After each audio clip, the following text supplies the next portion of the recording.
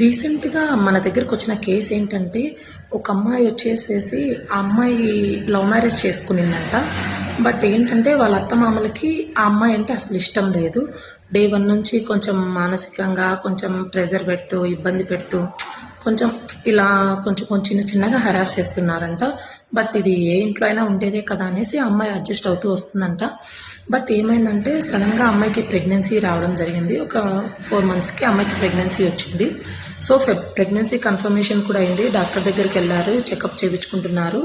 So వీళ్ళిద్దరూ హ్యాపీగా ఉన్నారు. బట్ ఏమైపోయిందంటే వాళ్ళ అత్తమామలకి ఏమైందంటే, ఇంకా ఈ అమ్మాయి ఇక్కడే ఉంటుందేమో, ఆ అమ్మాయిని ఎలాగోలా, మన క్యాస్ట్ కాదు, సో అమ్మాయిని ఇప్పుడు ప్రెగ్నెంట్ అయ్యి పిల్లలు పుడితే ఇంకా మన ఇంట్లో పర్మనెంట్గా ఉండిపోతుంది అని థింక్ చేసి ఆ అమ్మాయిని ఎలాగోలా ఇంట్లో నుంచి బయటికి పంపించాలి, పిల్లలు లేకుంటే అమ్మాయిని ఎలాగోలా పంపించేయచ్చు ఏదో గొడవ చేసి, బట్ పిల్లలు కూడా పుడితే ఇంకా అమ్మాయి వెళ్ళిపోదు, పర్మనెంట్గా ఇక్కడే ఉండిపోతుంది అని ఒక బ్యాడ్ ఇంటెన్షన్తో ఆ అమ్మాయిని గర్భస్రావం అయ్యేలా చేశారండి.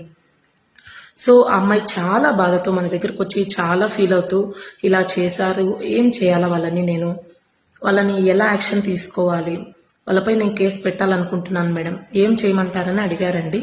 సో మనకి ఏంటంటే బిఎన్ఎస్ సెక్షన్ 89 మనకి ఒక స్త్రీ ఏంటంటే మానసికంగా కానీ శారీరకంగా కానీ గర్భస్రావం అయితే చాలా బాధకి గురవుతుందండి. సో మనకి చట్టం కూడా దీన్ని చాలా నేరంగా పరిగణిస్తుందండి, దీనికి చాలా వ్యతిరేకం అండి.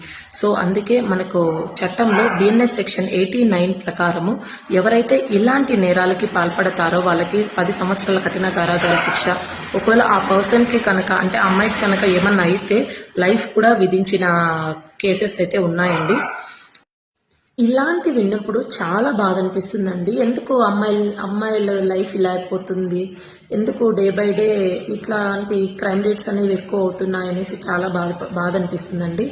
అండ్ ఇలాంటి వాళ్ళకి కంపల్సరీ కఠినంగా అనేది శిక్ష పడుతుంది కోర్టులో. ఎవరైతే ఇలాంటి నేరాలకి పాల్పడతారో వాళ్ళ కోర్టు ద్వారా శిక్ష అనేది అనుభవించాల్సిందే.